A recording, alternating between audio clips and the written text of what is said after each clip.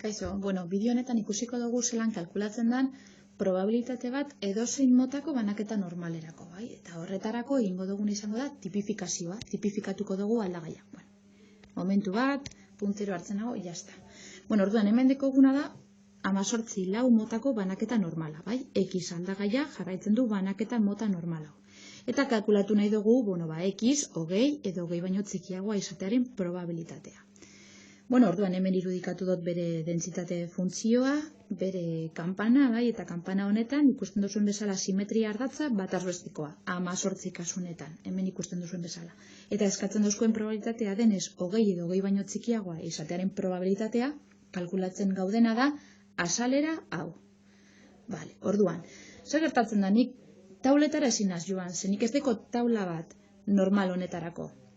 Nik dekodan taula bakarra da N0 bat motako banaketa normalerako.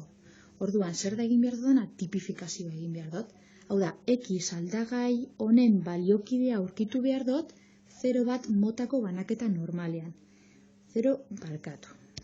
Berriro, egingo dut amarra hau. Eko desastrean azni irudiekin.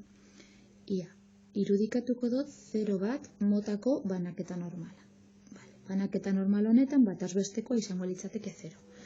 Egin behar dudana da, probabilitateak berdinak izango direnez, azalerak berdinak izango direnez, egin behar dudana da, honen baliokidea aurkitu banaketa honetarako. Hemen, nonbait, egongo da balio bat, K deituko diot, eta K balio honen azalera, minus infinitotik K arte, izango da azalera honen bardina. Azkenean guk badakigu gauz kanpana guztien azpian dagoen azalera bat dala. Hori badakigu probabilitatea 0tik batera doala. Berdin duze banaketa normal motan gauden.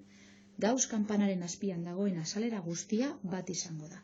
Orduan, baliokideak aurkitzen baditugu, 20ren baliokidea aurkitzen badugu 0 bat motako banaketa normalerako, minus infinitotik balio horretara arte dagoen azalera hau, eta azalera hau bardinak izango dira, beraz, bere probabilitateak ere bardinak izango dira. Orduan, bagoaz, baliokide aurkitzera, eta hori nola egingo dugu tipifikazioaren bidez.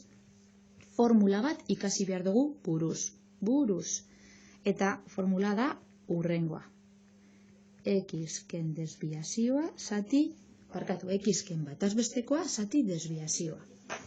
Z da 0 bat motako banaketa normalean erabiliko dugun aldagaiaren balioa, eta X da banaketa normalean X-ak hartzen duen balioa. Beraz, Z izango da, kasu honetan, 20, ken bataz bestekoa 18, zati lau. 20 ken 18 bi, zati lau, 0,5. Beraz, gure baliokidea 0 bat motako banaketa normalean izango da 0,5. Nik kalkulatzen badot Z txikiago edo berdin 0,5, lortuko den probabilitate hau izango da hemen bilatzen ari nazen probabilitate bardina. Orduan, tauletara noa, eta tauletan 0,5, begira, 0,6 bederatzi 15. Beraz, bilatzen ari nazen probabilitatea izango da 0,6 bederatzi 15 bardina, 20 eta 0,5 baliokideak direlako. Venga, hurrengo bideora arte.